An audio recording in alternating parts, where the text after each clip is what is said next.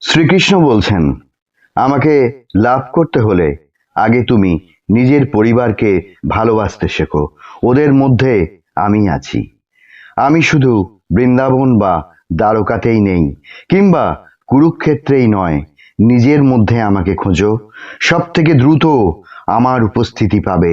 সবচেয়ে দ্রুত দর্শন লাভের পথ এটাই। অর্থকর্মে, গৃহকর্মে, বিপদে আমাকে আন্তরিক স্মরণ করো।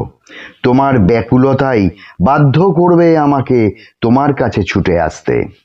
যদি কারো মনে আঘাত দাও, তবে জানবে সে আঘাত আমার মনেই এসে লাগে। যদি কাউকে সত্যি ভালোবাসো, জানবে সেই ভালোবাসা তুমি আমাকেই দিয়েছ। যে বন্ধনকে চিরস্থায়ী করতে চাও, সেই বন্ধনে আগে আমাকে বাঁধো।